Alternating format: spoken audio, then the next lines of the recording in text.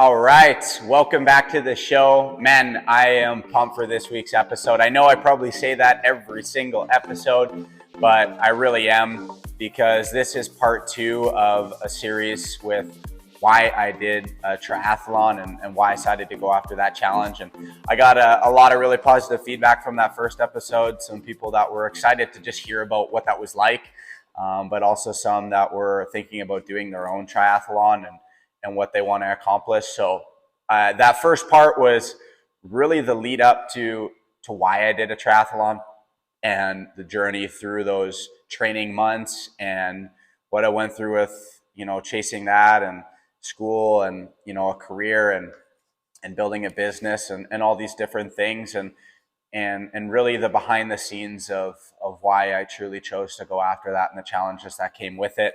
And I promised you a part 2 because I truly believe you need 2 parts to this.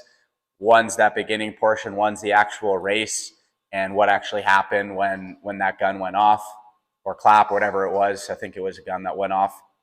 But that's what I want to bring you today. So today's episode is all about my triathlon in Victoria last summer and the journey that really happened when that race kicked off. So really just to bring you back into the space. I know we left off at really getting to Victoria and really just the day before. So I got there, I had an opportunity to meet the Hacks group that I've been training with and the family there. And there were 15 of us running this race. I think it was 15 of us running this race together. So that was one of the coolest parts about the experience I had with Hacks and with Blake Jacques, was the community that you were running with. I honestly don't know how that race would have went and how it would have finished without having that, that family of 15 people there running that race with you, who trained with you, who put in the hours, who were on the Zoom calls together. That was a really cool part of the experience. So when we landed in Victoria, again, I got an opportunity for my girlfriend Hannah to come, and parents came and supported me as well, which was really helpful in that race. And really it just gave me something to smile about and just get a chance to see every time I made that lap. I just saw them there. So it was awesome to have some family there with me too. But it really goes back to that day before we got to Victoria, or the day we got to Victoria. We got a chance to meet up with the Hacks team. We had dinner together. We got a chance to spend some time getting to know each other before the race happened. That was really the first time I've ever met any of the team in person. A few of them got a chance to train with each other in respective cities. But that was the first time that I got a chance to meet some people. So that was really cool to actually see them in person and not just behind a computer screen. But when we had that meal, everybody kind of went their own ways, and I got to spend some time with Hannah and her family and really just gearing up for the race, making sure that I was carb loading, eating the right things, and just preparing myself as well as I could for a race that I really didn't know what to expect with. And I knew it was going to be hard, but that was really about it for me. So got a couple last minute gels and some equipment that I needed for the race itself. And then it was just one more night, one more sleep, and I had to be up super early the next morning. I think the bus left. You had to get dropped off, and then you got bused to the location. I think it was like 4:45 or 5 o'clock you got picked up, because their gun kicked off at 6 a.m. And so you had to be ready to go pretty early. And I get a little bit nervous when it comes to things like this. It's the first true competition I had done since leaving football. And so I was nervous that night before. I'm trying to go to bed, and the nerves are there, and eventually I was able to fall asleep. But pretty sure I just dreamed about running a triathlon that night and all the things that were going to come with it. And I wish the dream told me a little bit more about how hard it was going to be. But that night I just remember getting up and only having 5.5, 6 hours of sleep, but just ready to roll. I don't know if you ever woken up and you're like, before you even wake up, you're like, I'm ready to go. I don't even need to wake up. I'm there, because you've had trouble even just sleeping just because of what you're thinking about. So there's so much anticipation. Remember, it was just getting up, got my stuff together. I had a little bit of a breakfast, got some carbs in me right away, and then hopped in the vehicle, got dropped off at the bus location, which is about 5 or 6 minutes from the Airbnb where we were staying. And then from there, I got to the location there, and you're talking about, I think there was 1,400 and some bikes, so almost 1,500 people racing, and everybody's getting there at the same time, getting ready. The sun's just coming up. People are hopping in the water already. I mean, all these things are happening. I've never done this before. You know, people are chalking up under their wetsuit. I'm like, what is that for? They're like, you're going to want that, or you're going to chafe like crazy. I was like, give me that. So I'm doing all these things to gear up as best I can, when in reality, I don't really know what to expect. So I do a final check on my bike, make sure that it's ready to go. I've got everything in there. I pack a few more gels, put my 2 water bottles in my bike, and then get in my wetsuit. And you had an opportunity to do a pre-swim if you wanted to get in the water and just get a chance to feel it out. I chose not to do that. I knew that it would probably make me more nervous just going in the water and feeling what it would be like. I wanted to just, when that gun went, I just went for it. So the Hacks group got ready together. We got dressed together. We game planned together. We chatted and really just wished each other best of luck. And with 15 athletes racing, there were a lot of different skill levels and levels to running this triathlon. There was guys, there was girls, people that have been running multiple triathlons, down to it being their first time, like myself. So for those of you that don't know what it's like at the front of a triathlon, it's a shotgun start, I think is what they call it. So no, maybe it's not a shotgun start. It's a rolling start. So you'll all line up in this big tunnel in front of the water, and everybody's geared up. You've got your headgear on, you've got your wetsuit on, you've got your goggles, and you line up, and starting from, it's like 25 minutes for the swim, all the way back to, I can't remember, it was like an hour. Where you think you're gonna finish the swim is where you line up. So people that are swimming it in like 25 minutes or less are obviously at the front. And I knew from timing and goals that I had set, I was like, I want to be in under 40. I want to push myself though. So I want to get into a group that's going to force me to swim faster. So I hopped in between the 36 and the 38 group. And I decided I wanted to put myself in that, that 37 area. And that would push me. And if I got under 40, I'd be happy with that. And so you are like shoulder to shoulder with people. Everybody is obviously, the nerves are there. People are excited, and everybody's just thinking about this race happening. And you start edging your way to the water, and that gun goes off, bang! And every 3 seconds, they are releasing people. Like 2 to 3 people are going in, like every 3 seconds, into the water, one after another, after another, after another. And you are slowly edging yourself closer and closer and closer and closer to the water, and you're about to start. And I remember just slowly edging up, and I'm like, man, I'm getting more nervous as I see people already almost rounding the bend, coming back, and I haven't even gotten in the water yet. And so I remember we get to the front, and they're like, you're in, and you have an ankle bracelet around your foot. So as soon as you pass the gate, it's tracking where you are, so people can see you are on this whole race. So if that bracelet falls off, you're basically screwed. So I remember having that on my right ankle and going through the gate and the little beep happening, and you were off to the races. And so I jump in the water, and like I do most things when it comes to physical activity, I go way too hard right off the bat and forget to pace myself a bit.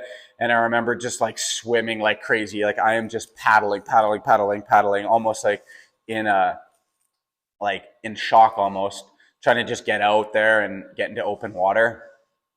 And then I start to kind of sink into my rhythm, but that was quickly disrupted because you have people beside you on your right and on your left, in front of you, kicking you, behind you, and it is all over the roadmap.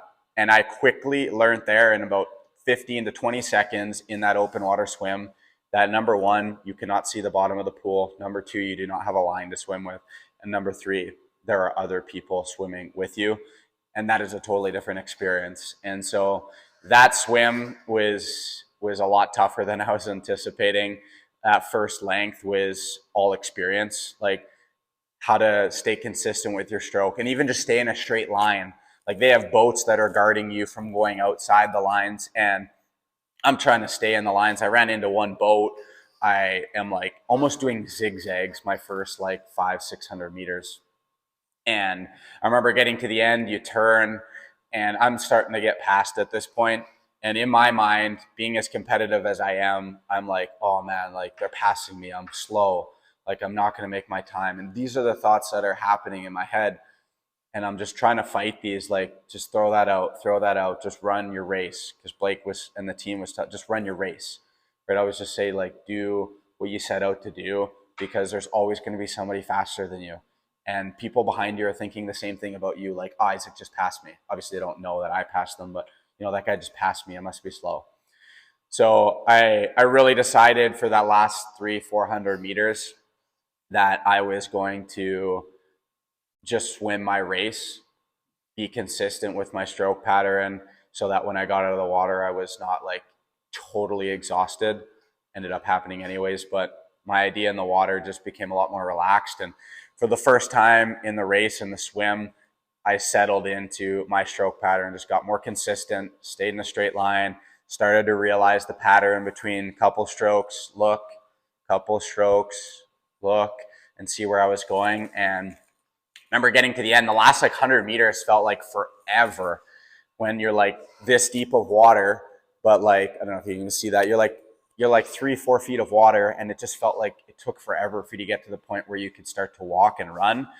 And I remember my feet touched the ground. I'm like crawling, I'm running, almost falling. I saw some videos of me getting out of the water, and it probably looked like I was drunk, and it felt like I was drunk as well. I was like, I could barely stand. It was weird. It was like I had vertigo from being horizontal and in the water so long, and I'm breathing. I was trying to run, and you're trying to take off your wetsuit and peel things off, and it's tight and it's sticky, and you are now thinking about hopping on a bike. And when it comes to the triathlon, you're excited about the next leg because you just did something for so long that you can't wait to get out of it. But I'm so like just mentally like unsure of where my body is even at. Like I'm stumbling, and I got to find my bike in like 1,400 bikes. And I know I think I was row like 13 and like row or bike 32. And I knew where it was, and I managed to make it into the right row. But then I'm running, and I think I see my bike, and there's so many that look alike. And so I'm peeling my stuff off, and I'm like kind of feeling sick, and I'm like all over the place trying to get to my bike. It would be hilarious to see footage of me going from the water all the way to the bike. And I didn't know this till after the race, but I had taken off my wetsuit and my stuff at the wrong bike. Like I'm trying to find my stuff, and I'm like, where the heck is my stuff? Like I don't even know where my bike is. And I took my stuff off like 6 bikes to the left of mine, but somehow found my stuff and got on the bike and managed to get out of there. I did. When I was running out with my bike, I did end up falling on my bike. Hannah's got a shot of that. Ended up tripping trying to start the race. But I managed to get out of that. But the water was the one thing I was really unprepared for on how that was going to make me feel getting out of the water. It was a really weird feeling. And so I managed to get my stuff on. Your tri-suit is underneath your wetsuit, so it's wet. You're like peeling off your wetsuit. You've got a wet tri-suit. You're putting on socks. You're putting on shoes. And I think I was wearing some like shin guards or something. Or no, I didn't. I left the shin guards off, and getting some water in you. You're running your bike out of the lawn area onto the road where you can actually officially start. And then I remember taking those first few pedals, and I'm like 400 or 500 meters in, and again I'm like just giving her. And I'm like, Isaac, pace yourself, because I was like, oh man, I'm already feeling this, like, and I'm not even a kilometer into this 90-kilometer bike ride. And so I remember that first little bit was just feeling things out. I remember I'm on a bike that I actually haven't even ridden more than like a few minutes, and I'm feeling it out in the height, and I'm realizing that like the seat is not even adjusted to the height it should be. Like I don't feel right in it. And I rode that for a long period of time. And then at some point in the race, I ended up actually having to stop and fix my seat. But the first, when I think about the bike race, I kind of break it up into three different legs for myself. And that first leg was like just getting the feel for the bike, getting a consistent speed, not being up and down, controlling my breathing, and getting water and food into me. Like that was the hardest thing to get used to, was eating and consuming calories on the bike, because I knew from experience and people talking to me that if I didn't consume enough calories and I didn't eat enough, like I wasn't going to make it. And I heard this term, you're going to bonk, which is basically when your body shuts down and locks up. So I'm like, I got to make sure that I am eating enough and I'm getting enough food. And so the first like 30 kilometers, I'm pedaling along. I feel like I'm at a pretty good pace. I'm starting to settle in. And I ended up finding this buddy of mine in the bike race where we kept going back and forth. Like for the next 30 kilometers, we were like back and forth with things. I would see him, he would get ahead of me, and I would get ahead of him. And it just kind of went back and forth. And that really helped me in the bike race. There was two people that I rode really closely with on the bike race. And outside of that, it just got momentum from passing people. It's like another one, like DJ Khaled, another one. But that helped me just gain momentum. And it's like I was doing the right things. I'm keeping good pace here. I'm managing to eat. After I figured out how to actually grab food at the stops, the first stop I did was embarrassing. I came flying through at like 30 kilometers an hour, and they have their hand out with like bananas and water and Gatorade. Like 3 people have their hand out with stuff. First guy, destroy, cup everywhere, Gatorade everywhere. I was like, well, that went great. Next one, water, missed the cup everywhere. Banana, missed the banana. I was like, what are you doing? Like, slow down. So I slow myself down, and I managed to grab the last like cup of water or Gatorade. I can't remember. On the first station, I got some fluids in me. I was like, okay, I can't afford to miss stations like that, because you only get stations once in a while. I can't remember what it was on the bikes. I think it was every 8 kilometers, if I'm not mistaken. You had a rest station with some food and water. I had stuff on my bike, but it wasn't enough to get me through, and actually had trouble accessing while I was riding. But right at about kilometer 60, I ended up finding this guy again that I was riding with, and actually had to fix my seat right before this, because I was like, I'm too low, so my legs aren't getting the full extension. So I really felt like I was burning out my legs and not getting the full, I guess, like speed I could be getting. So while I'm riding, I am feeling around in my like wrench bag, and I know I have an Allen key, so I stop really quick. The guy I was riding with goes by me. I fix the seat. I adjust it up like 1.5 inches, and I tighten it up. I hop back on it, and that right there, I felt like was a setback, but I did it, and like that changed the bike race for me. I was getting so much more speed. My legs opened up, and that little break allowed me to actually just like gain my breath again. Ended up catching up to my buddy, and we're riding again, and we're going through this, and I think about 20 kilometers left in the bike race. Before we started the race, they added this new leg because of construction. And this new leg was like a freaking hill, like straight up. Not straight up, but like to bike up, it's like as steep as you can get. For like 12 minutes, you are just honking on the pedals and like just trying your best to stay moving. And people are coming down beside you at like 70 kilometers an hour, and there's vehicles in the middle. And there's no like coincidence. Like after the race, I've learned that 2 people had got hit by cars during this, and I'm like, well, no kidding. Like you have people going up one side of the road and up the other, and you have a vehicle coming down at 70 kilometers an hour or going up at 70 kilometers an hour. Like no doubt there's something's gonna happen. But anyways, I remember edging up into this climb, and I know that it's going to be wild. And I run into my second buddy, because the guy I was riding with, he passed me on this leg. He ended up being really good going up the hill, and I ran into a buddy of mine named Kevin. And we followed each other and stuff, and we got a chance to talk after the race. But him and I biked up this hill together. We just went back and forth with it, pedaling and talking and really just keeping each other company while you're in such an uncomfortable moment and time after your legs are just like exhausted. You are trying to jam as much food as you can down and water while you're breathing. And I was not used to that part, and I didn't get enough food down in the bike for the run, but I did as much as I could.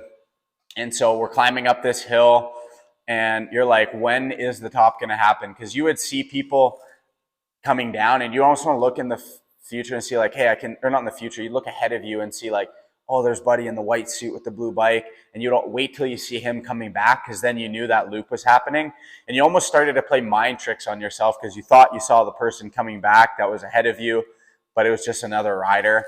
And it just, that 12 minutes felt like 2 hours going up this hill and just sludging.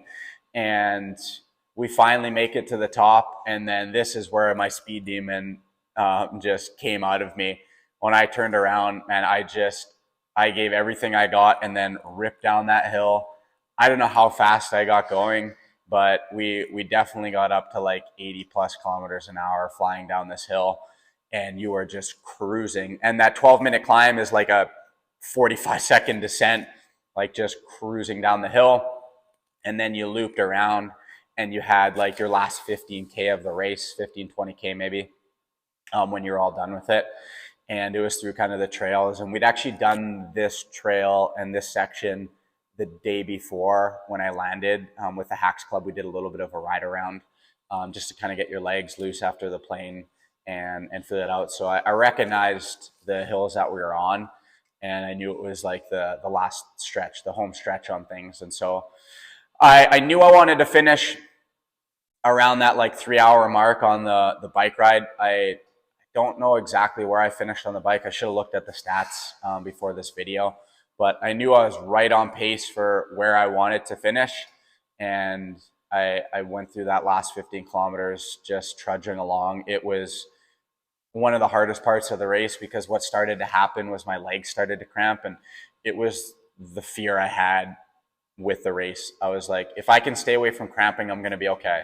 But in football and in sports, I've been prone to cramping, and I don't know why. But I remember that last 15 kilometers, I'm thinking about this happening.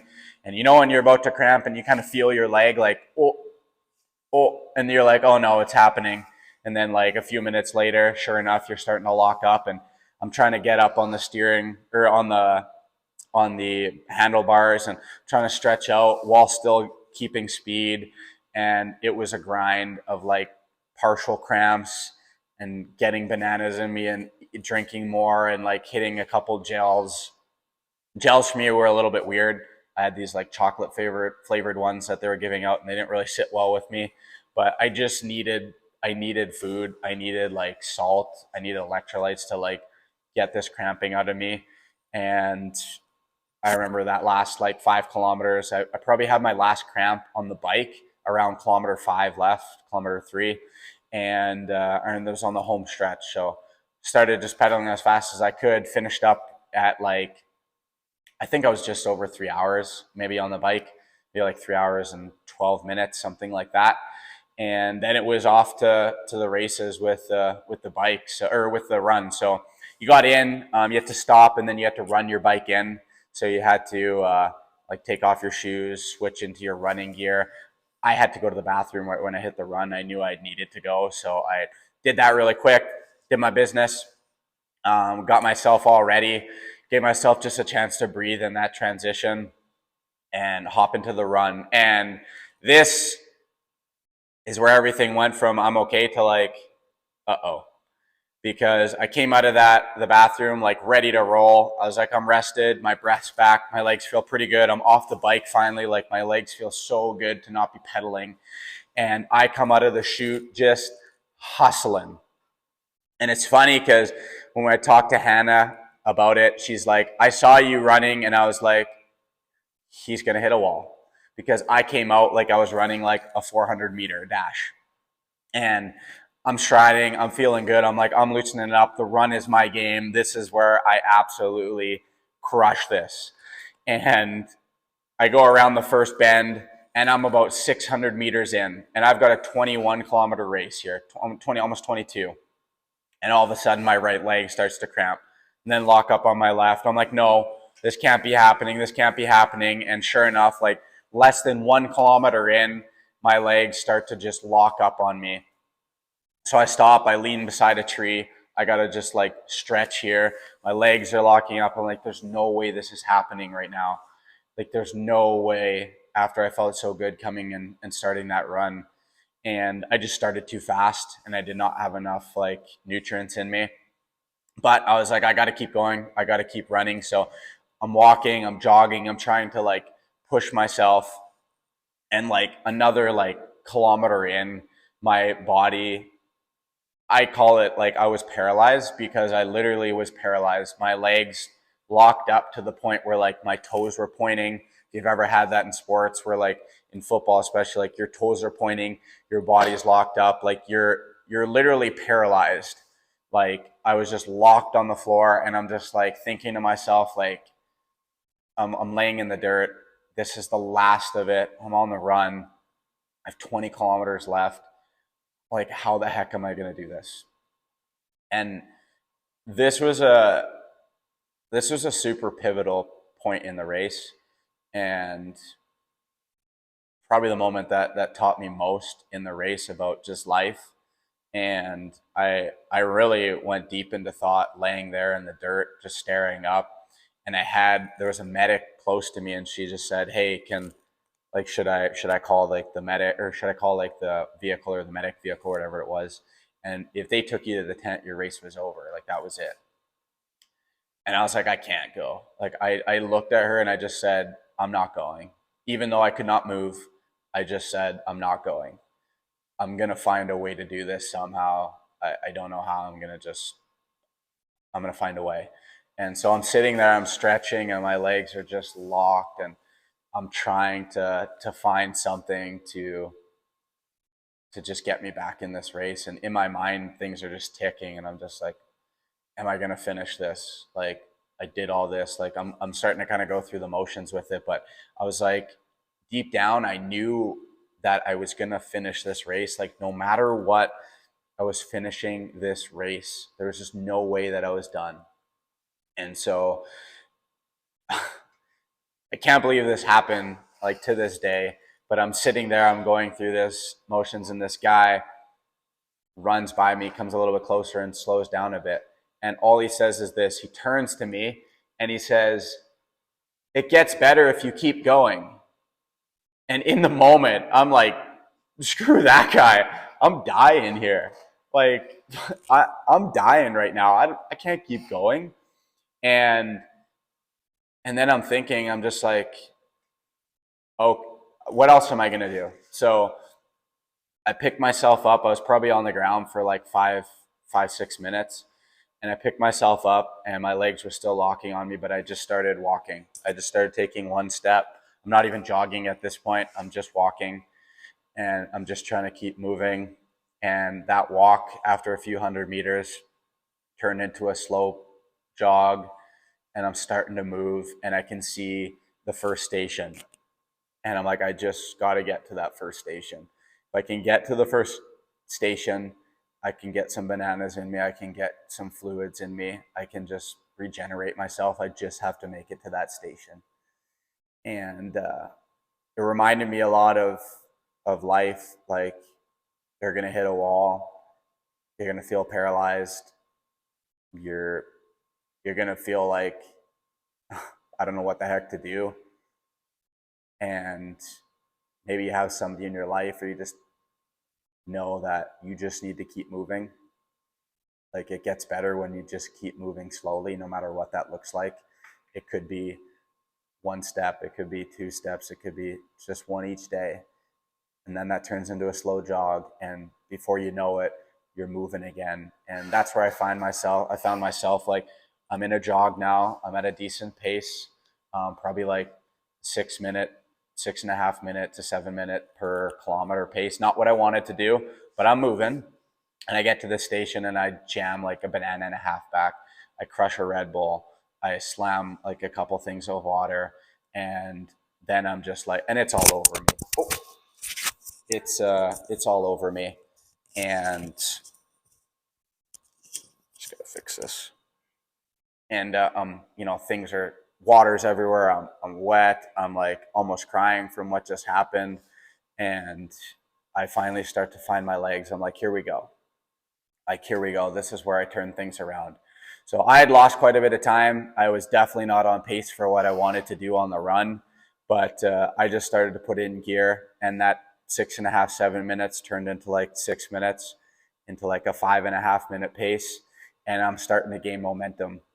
And people that had passed me, I was passing them on the run. And then this is where mentally I just locked in, where I went into a different mode. I don't know how to explain it, but I had not been in this mode in this race yet. Like, there wasn't a point where I locked in to this point where I was like so hyper focused that it did not matter. Like, the hurt and the pain started to like fuel me.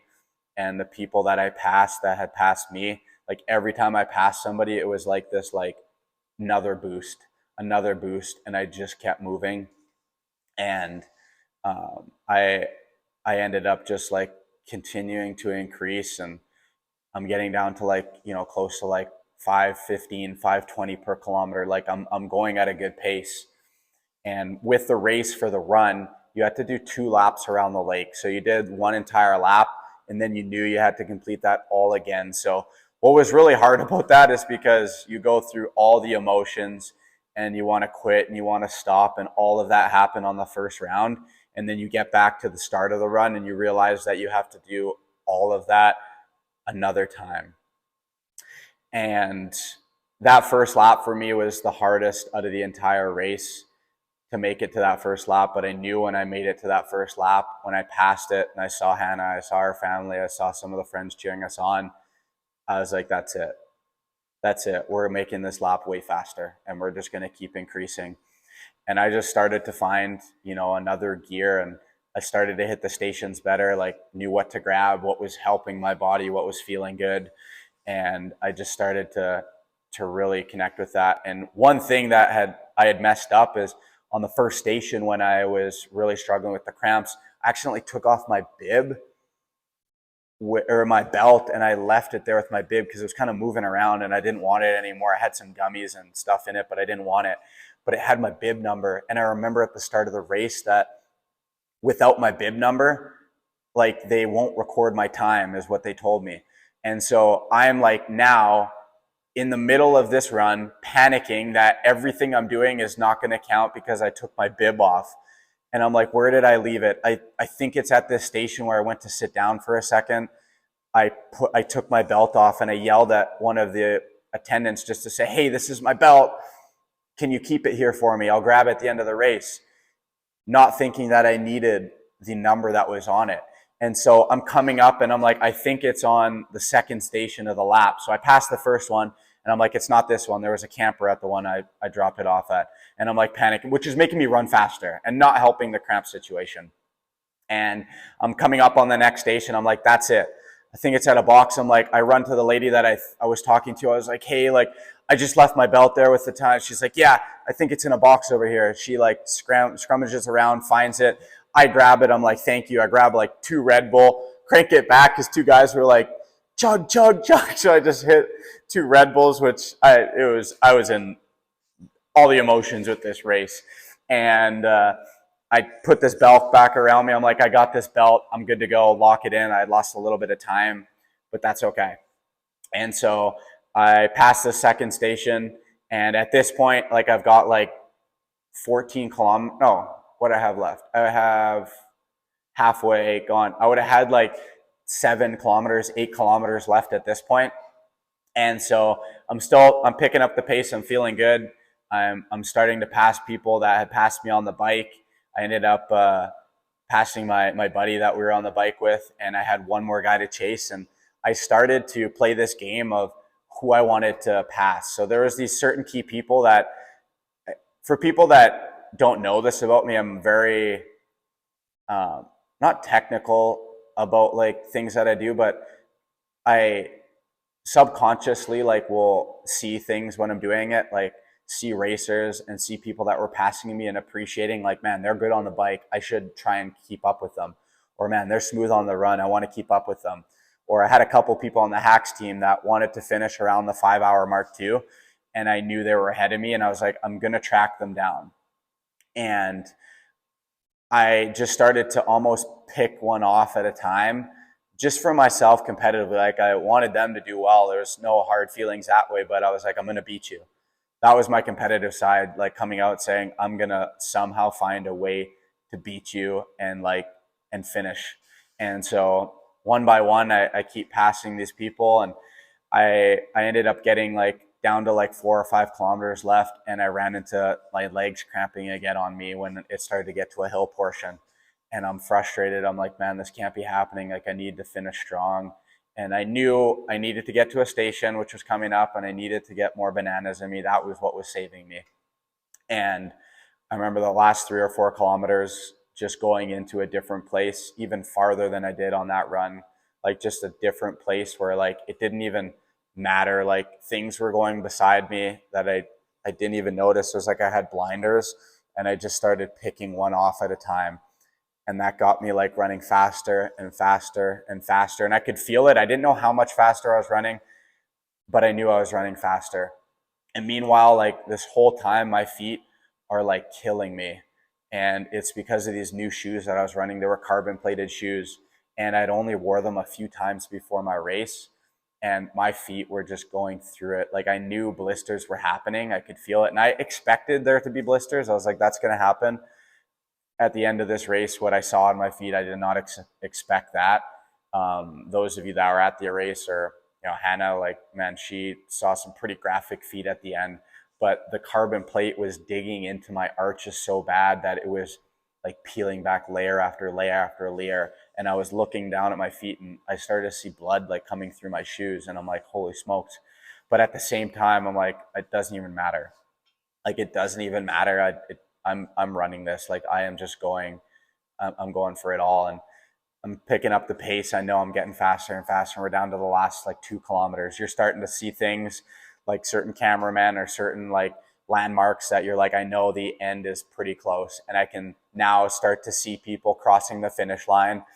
And I'm just going faster and faster. And I honestly felt better on the last 2 kilometers than any part of that run. Like, I am gearing up. I'm like, I'm ready to go. And I get into the carpet area where they start to have the Ironman stuff. You're starting to go through where people are watching and people are cheering you on.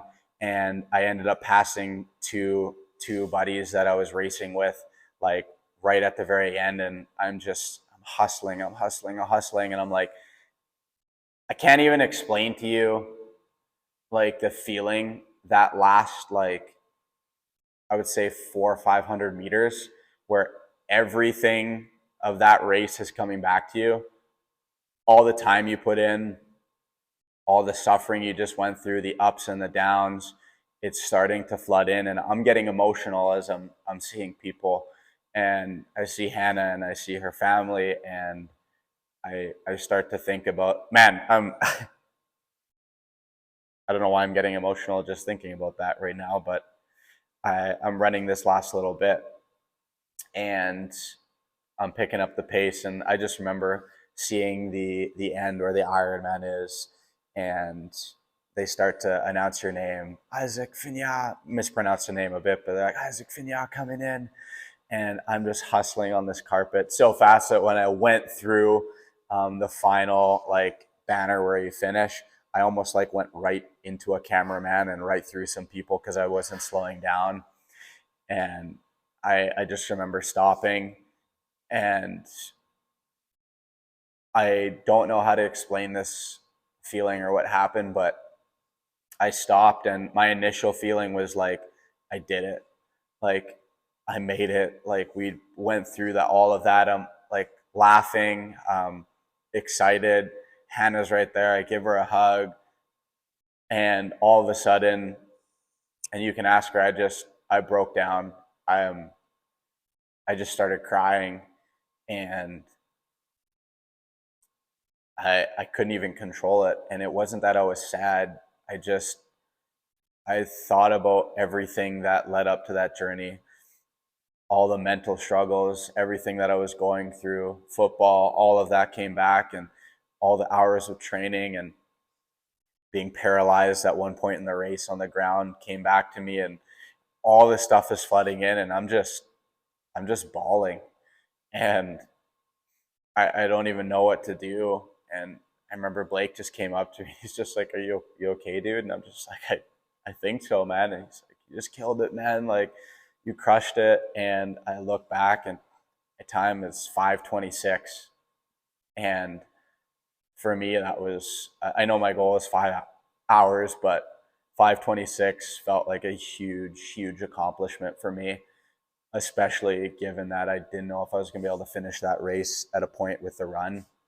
And I just felt like I'd given it absolutely everything I could. And even more than that, I got out of the race what I wanted to get out. And that was pushing myself past the boundary.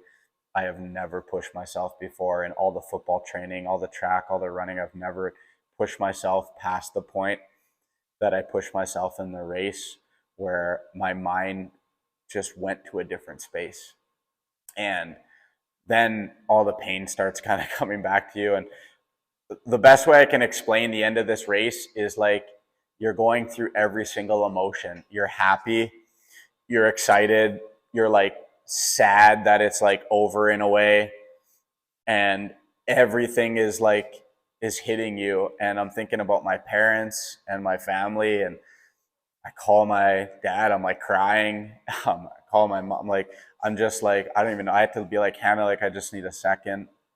And then from there to like laying on the ground, I'm staring in the sky, and you can fact check me. I'm like staring into the sky. And even on the way to that, like, I take off my shoes and I'm like in a trance, and I'm like talking to Hannah, like, I know I'm dating her, but I'm like asking her, like, I'm surprised she's my girlfriend. I'm like, I don't even know where I was. Like, I was just going through so many different things. I don't know if anybody else experienced this on the triathlon, but this is just what I went through. And I'm laying there, and my feet are bleeding everywhere. Like, my shoe, my right shoe especially, is like red. The shoes are green, but they're like red. It was just covered in blood, and I had I had like worn through like every layer of skin on the bottom of my foot till I was like into meat, where my arch was hitting in the shoe. On both feet were just bloodied. And then I'm like excited that's happening. I'm like showing my foot to Hannah and like take a picture. And then I'm asking questions about the sky, and I'm just soaking it all up for like 10 minutes. I'm just feel like I'm in another like dimension. And then everything came flooding back again, of like just the emotions and all the training and everything you put into that race. And I got a chance to talk to a bunch of people there and chat with Blake. And like I said, I called both my parents and I chatted with them, and it was such a fulfilling moment. And not only to just complete something physical like that, but to mentally push through what you push through. And then I went to the medical tent and I got my foot taken care of. And this was one of the craziest things to that race was I get into the medical tent, and there's somebody beside me, and there's like black all over their arms, and they look all beat up. And I'm like, my foot is killing me. Hannah's like kind of carrying me, and she's like piggybacking me so my feet aren't in the dirt. And I asked this guy, like, "Hey, what happened?" And he's like, I just got hit by a car. I'm like, "What do you mean you got hit by a car?" He's like, "Yeah, like a car pulled out and I hit them at like 40 kilometers an hour and went like over top the car." And the guy finished the race. I was like, "You're crazy." Instantly, my feet didn't really hurt anymore. I was like, "They can't." And then on my other side is like a 80-some-year-old that like fell and hit their head on a tree. They're bleeding and they finished the race, and they're 80-some years old. I'm just like, man, this is crazy. The people that are doing this, I'm like, I'm so glad that I did this. And my injury feels small now compared to what they're going through. But all in all, it was such an incredible experience. I definitely want to do it again. And I want to go after beating my record, but also just competing again with that and seeing what I can do. But getting a chance to just go into that mental space again. So if you're looking to do a triathlon, man, I hope that didn't scare you away. I hope you still want to do one. But if you get a chance to do it, I encourage you to do it. Doesn't matter what you finish with for time, set a goal for yourself, but it's going to push you to lengths you've never been pushed to before, and it'll be so good for you in the long run. And I promise you it'll be worth it. So I hope you enjoyed. Man, I had fun just reliving that and going through that. I was like, my heart was pumping. I was almost crying there at one point. That brought me right back into that experience. So I hope you guys enjoyed it and had fun listening in and just getting an inside look of what it was like to go through a triathlon and my first triathlon there in Victoria. So with that being said, man, have a great rest of your week. Crush it, and don't forget to get outside the box. Love you guys. Hey everyone, thank you so much for tuning in. I hope you enjoyed the episode. As always, be sure to like and subscribe down below. It means the world to me. It's totally free and is by far the best way to support the channel and get the word out. But more than that, please share this episode with somebody that you know would benefit from it and really needs to hear today's message. And reminder, a new episode drops every Monday, so be on the lookout for that. Other than that, have a great rest of your week, crush it, and don't forget to get outside the box. We'll see you on the next one.